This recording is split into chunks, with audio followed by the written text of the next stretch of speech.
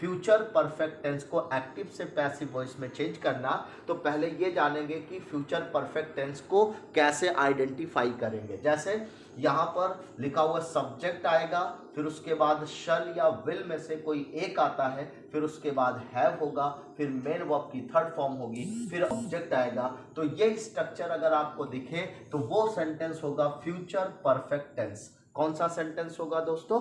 Future perfect tense होगा। अब इसे एक्टिव से पैसिव वॉइस में बनाने का वही तरीका, वही सिंपल सा फॉर्मूला यूज करेंगे जैसे हमेशा करते आए हैं। दोस्तों किसी भी सेंटेंस को एक्टिव से पैसिव बनाते समय हमको करना क्या चाहिए? जो देखिए, एक सिंपल सेंटेंस होगा तो उसमें सब्जेक्ट होगा, एक वर्ब होगी, एक ऑब्जेक्ट होगा। लेकिन जब इसे पैसिव वॉइस में कन्वर्ट करते हैं तो ये ऑब्जेक्ट बन जाता है पैसिव वॉइस का सब्जेक्ट, यानी ऑब्जेक्ट खिसक करके कहाँ जाएगा? सबसे पहले यहाँ पर। और ये जो सब्जेक्ट लिखा हुआ है कहाँ जाएगा? सबसे एंड में लिखा जाता है, लेकिन बाई के साथ लिखा जाएगा, यानी बाई लिख करके तब सब्जेक्ट लिखते हैं। और ये वर्ब जो है दो पार्ट में डिवाइड करके लिखते हैं। पहले लिखी जाती है हेल्पिंग वर्ब, उसके बाद फिर लिखते हैं मेन वर्ब की थर्ड फॉर्म। ये एक सिंपल सा कॉन्सेप्ट है दोस्तों। अगर आपने इसको सीख लिया तो कभी भी किसी भी एग्जाम में आपसे कोई मिस्टेक नहीं होगी, ना छोटी और ना बड़ी। तो करना क्या है, कोई भी सेंटेंस आपको दिया होगा तो वो होगा सब्जेक्ट वर्ब ऑब्जेक्ट के फॉर्म में। पैसिव वॉइस में कन्वर्ट करते समय सबसे पहले क्या करना है? पहले ऑब्जेक्ट लिखना है, फिर हेल्पिंग वर्ब लिखनी है, फिर मेन वर्ब लिखनी है, फिर बाई लगा करके सब्जेक्ट को लिखना है। तो दोस्तों ये फ्यूचर परफेक्ट टेंस था और ये इसका स्ट्रक्चर दिया है। तो हमें करना क्या होगा? सबसे पहले ऑब्जेक्ट लिखना होगा, तो ऑब्जेक्ट लिखेंगे, फिर उसके बाद हेल्पिंग वर्ब। तो दोस्तों फ्यूचर परफेक्ट टेंस में हेल्पिंग वर्ब शल हैव या विल हैव का प्रयोग किया जाता है, लेकिन पैसिव वॉइस बनाते समय शल हैव बीन या फिर विल हैव बीन का प्रयोग करेंगे। फिर उसके बाद मेन वर्ब की थर्ड फॉर्म लिखनी है, फिर मेन वर्ब की थर्ड फॉर्म लिखा है, फिर उसके बाद बाई लगा करके सब्जेक्ट, यानी कि बाई लगा करके सब्जेक्ट लिखना है। तो इस तरह से आपका एक स्ट्रक्चर एक्टिव से पैसिव का कंप्लीट हो जाएगा।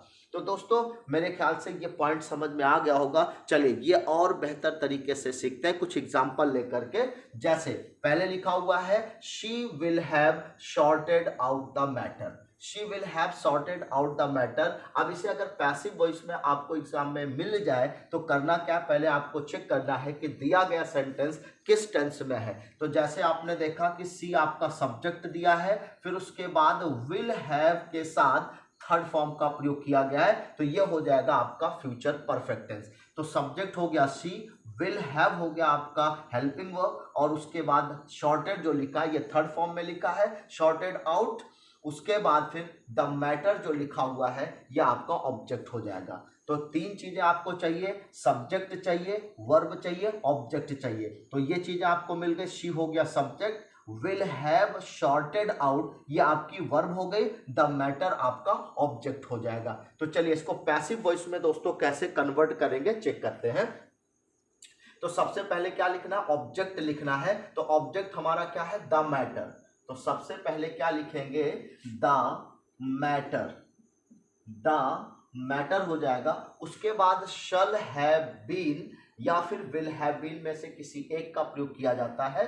दोस्तों जब सब्जेक्ट आपका आई अथवा वी होगा यहाँ पर, तब आप शल हैव बीन का प्रयोग करेंगे, अदरवाइज आपको विल हैव बीन का प्रयोग करना है। आई और वी होगा तब शल हैव बीन आएगा, और किसी दूसरे सब्जेक्ट को आप देखेंगे तो वहां पर क्या लिखना है? आपको विल हैव बीन। तो चूंकि आपका जो सब्जेक्ट है वो द मैटर है, इसलिए यहां पर आपको क्या लिखना है? Will have been. क्या लिखना है? विल हैव बीन हो जाएगा। ये हो जाएगा will have been. Will have been. उसके बाद फिर आपको मेन वर्ब की थर्ड फॉर्म लिखनी है। तो शॉर्टेड आउट जो लिखा हुआ है दोस्तों ये जो है थर्ड फॉर्म में पहले से है, तो इसलिए शॉर्टेड आउट आपका हो जाएगा थर्ड फॉर्म, सॉर्टेड आउट। उसके बाद आपको क्या करना है? बाई लगा करके सब्जेक्ट लिखना है, तो आपने लिख दिया बाई, फिर आपको सब्जेक्ट लिखना। सब्जेक्ट दोस्तों क्या लिखा है, शी लिखा हुआ है। तो शी जब कभी भी अंत में लिखा जाता है, यानी कि एक्टिव से पैसिव बनाते समय ये सब्जेक्ट से ऑब्जेक्ट बनेगा, तो शी क्या बन जाएगा, हर हो जाएगा। दोस्तों जिनको ना समझ में आया हो, इसके पहले मैंने वीडियोस बनाई थी, उसमें सब में मैंने ये बताया है कि आई मी में बदल जाता है, मी आई में बदल जाता है। अगर प्रोनाउन दिया गया है, जैसे यहाँ प्रोनाउन आपका शी है, तो शी किस में बदलेगा, हर में बदलेगा। हर किस में बदलेगा, शी में बदलेगा। तो इसी तरह से आई को वी में बदलते हैं, आई को मी में बदलेंगे और मी को आई में। अगर वी लिखा हुआ है तो अस में बदल जाएगा, अस लिखा होगा तो वी में बदल जाएगा। ही होगा तो हिम में बदल जाएगा, हिम होगा तो ही में बदलेगा। शी होगा तो हर में बदलेगा, हर होगा तो शी में बदलेगा। इसी तरह से इट का इट ही रहता है, यू का यू रहता है, यानी यू और इट के साथ दोनों के साथ सेम सिचुएशन होती है, यानी सब्जेक्टिव ऑब्जेक्टिव दोनों सेम रहता है, उसमें कोई परिवर्तन नहीं करते। जैसे लिख करके मैं आपको बता दे रहा हूं, जैसे अगर आई लिखा हुआ है तो ये किस में बदलेगा, मी में, और अगर मी होगा तो किस में चेंज हो जाएगा, आई में चेंज हो जाएगा। इसी तरह से अगर वी लिखा हुआ है तो वी किस में बदलता है, अस में, और अस होगा तो किस में बदल जाएगा, वी में। अगर यू लिखा हुआ है तो यू किस में बदलता है, यू में ही रहता है, इसमें कोई चेंज नहीं करते हैं, यू में यू ही रहेगा। इसी तरह से अगर ही की बात करें तो ही किस में बदलेगा, ही हिम में बदल जाएगा, और अगर हिम होगा तो किस में बदल जाएगा, ही में बदल जाएगा। अगर शी होगा तो किस में बदलेगा, हर में बदलेगा, और हर होगा तो किस में बदल जाएगा, शी में। इट होगा तो इट अपने आप में वही रहता है, यानी इट का इट ही रहेगा, और इट चाहे सब्जेक्टिव हो या ऑब्जेक्टिव, इट में ही रहेगा। इसी तरह से दे की अगर बात करें तो दे किस में बदलेगा, देम में बदल जाएगा, और देम होगा तो किस में बदल जाएगा, दे में बदल जाएगा। तो दोस्तों ये प्रोनाउन है और इसे आपको याद होना चाहिए। अगर बार बार प्रैक्टिस करेंगे लिख करके, तो कोई ऐसी चीज नहीं है कि इंसान से बढ़ करके है। आप 2 बार 4 बार 6 बार बराबर प्रैक्टिस करेंगे, अपने आप क्लियर हो जाएगा। तो चलिए नेक्स्ट सेंटेंस लेते हैं दोस्तों, और उसे एक्टिव से पैसिव में कैसे चेंज किया जाएगा।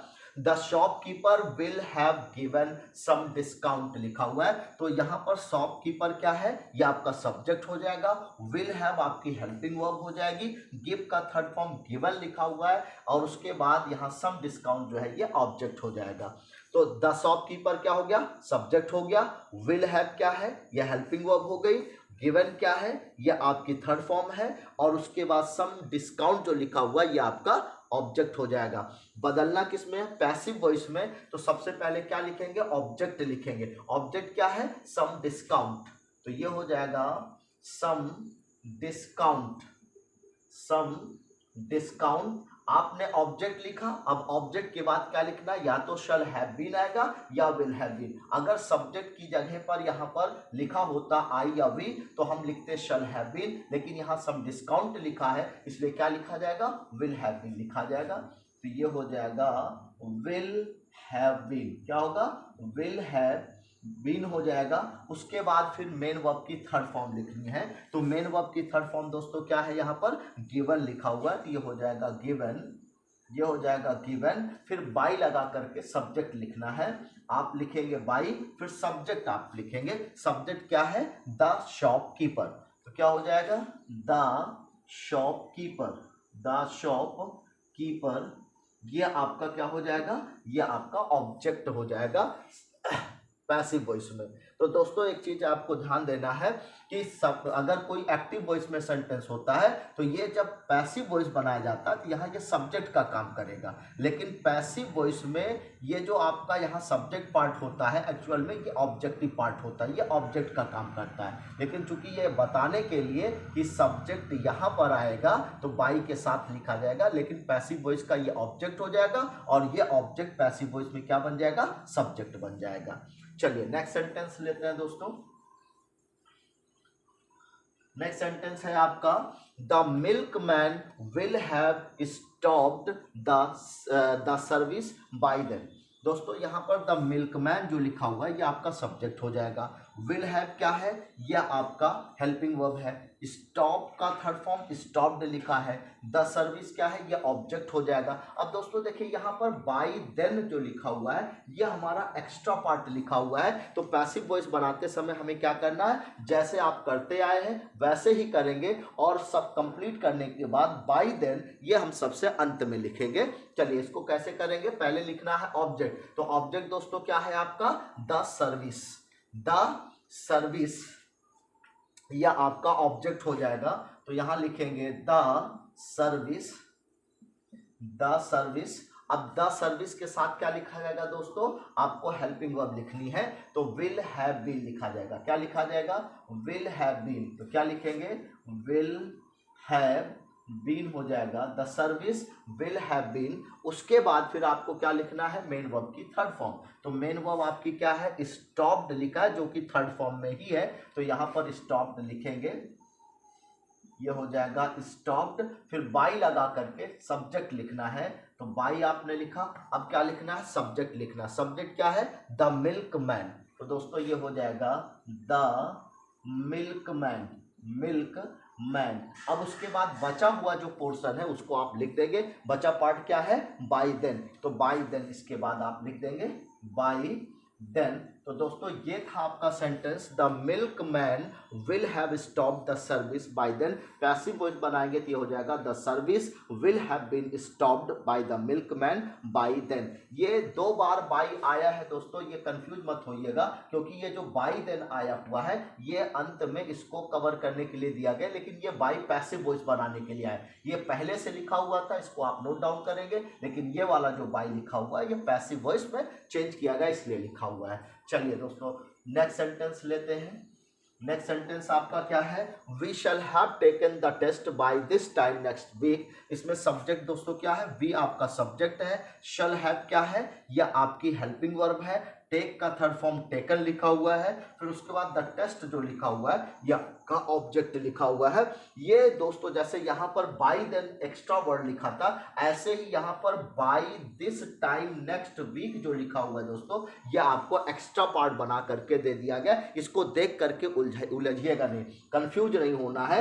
Bye this time next week, जैसे आप बाय देन को सबसे अंत में लिखे थे वैसे ही by this time next week इसको भी आपको कहाँ लिखना है, अंत में ही लिखना है। चलिए इसको क्लियर करते हैं, पैसिव वॉइस में बनाते हैं। पहले क्या लिखा जाएगा, ऑब्जेक्ट लिखा जाएगा। तो दोस्तों वी क्या है, सब्जेक्ट हो गया। शैल हैव हेल्पिंग वर्ब हो गई। टेकन ये थर्ड फॉर्म में वर्ब है। द टेस्ट आपका ऑब्जेक्ट है। तो पहले क्या लिखना है, ऑब्जेक्ट लिखना है। तो ये हो जाएगा द टेस्ट। सबसे पहले क्या लिखेंगे, ऑब्जेक्ट द टेस्ट हो जाएगा। उसके बाद फिर आपको क्या लिखना है, शैल हैव बीन या विल हैव बीन में से यहां पर क्या लिखा जाएगा, विल हैव बीन। क्या लिखेंगे, ये हो जाएगा विल हैव बीन हो जाएगा।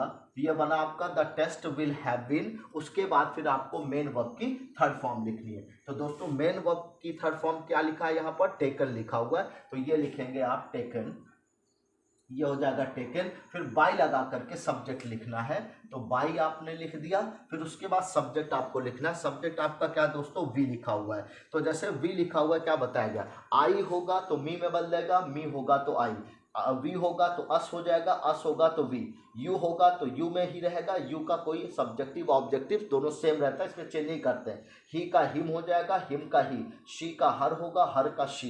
इट का इट होगा, इट का इट ही रहेगा। इसी तरह दे का देम हो जाएगा।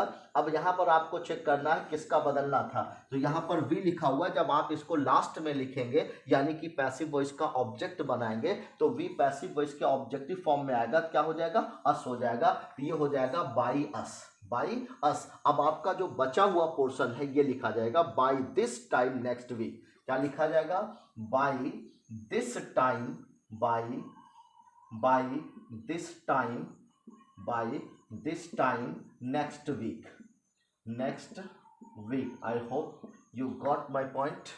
अगर आपको समझ में आ गया हो तो प्लीज़ कमेंट करके लिखते रहिएगा और बताते रहिएगा कि क्या चीज़ें आपको कम समझ में आ रही, क्या चीज़ें समझ में आ रही हैं। प्लीज़ जो लोग चैनल पर नए होंगे चैनल को सब्सक्राइब करते रहिए ताकि आपको टाइम टू टाइम नोटिफिकेशन मिलता रहे।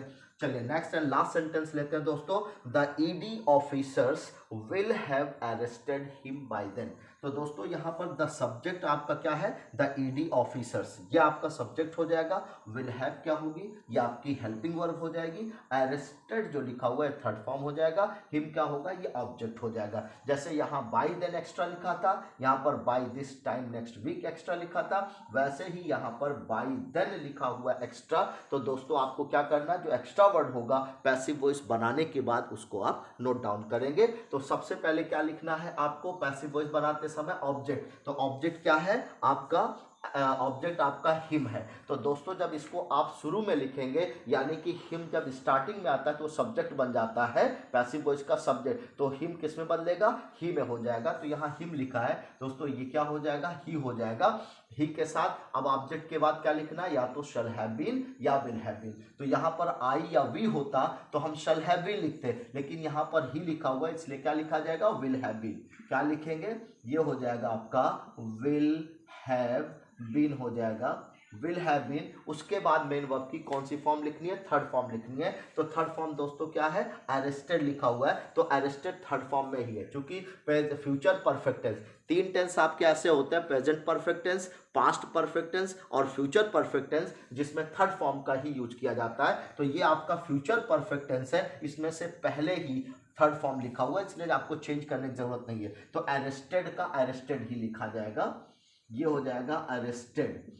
आपने थर्ड फॉर्म लिखा, फिर बाई के बाद सब्जेक्ट लिखना है, फिर आप लिखेंगे बाई, बाई के बाद सब्जेक्ट लिखना है। दोस्तों सब्जेक्ट आपका क्या है, द ईडी ऑफिसर्स। क्या हो जाएगा, the ED officers, the ED officers. अब आपका बचा हुआ पोर्शन क्या है दोस्तों, बाय देन लिखा हुआ है। अब आपको बाय देन अलग से लिख देना है, बाय देन लिख देंगे और ये सेंटेंस आपका एक्टिव से पैसिव में कंप्लीट हो गया। दोस्तों आपका सेंटेंस एक्टिव में क्या था, the ED officers will have arrested him by then, और पैसिव इसका क्या बन गया, he will have been arrested by the ED officers by then. I hope कि आपने एक एक पॉइंट को अच्छे से समझा होगा। इसके पहले मैंने प्रेजेंट इंडेफिनिट से लेकर के फ्यूचर परफेक्ट तक जितने भी टेंसेस थे जिसको एक्टिव से पैसिव में चेंज करना था, मैंने सारा का सारा कंप्लीट करवा दिया है, यूट्यूब पर अपलोड भी कर दिया है। तो दोस्तों मेरा आप लोगों से हम्बल रिक्वेस्ट है कि आप वहां पर यूट्यूब पर जाइए, इंग्लिश बाय हसीब सर करके, जो लोग सर्च ना किए हों वो सर्च करके इस वीडियो को भी देखेंगे और साथ साथ उस वीडियो को भी देखेंगे। जो लोग चैनल पर नए होंगे वो चैनल को प्लीज़ सब्सक्राइब करें, लाइक करें और अपने दोस्तों तक कमेंट करके ज़रूर शेयर करते रहें। और जो भी रिक्वायरमेंट आपकी होगी या जिस भी एग्ज़ाम की आप तैयारी कर रहे होंगे, प्लीज़ अगर आपको लगता है कि इस तरह के यूज़फुल वीडियोस आपको और चाहिए तो वो मैं आपको अपलोड करता रहूँगा। आप बस केवल इतना करिए कि आप जो है कमेंट करके मुझे नोटिफिकेशन पहुँचाते रहिए, मुझे इन्फॉर्म करते रहिए ताकि आपकी मैं हेल्प कर सकूँ। तो दोस्तों चलिए आज का वीडियो यहीं पर वाइंड अप करते हैं। Thank you so much.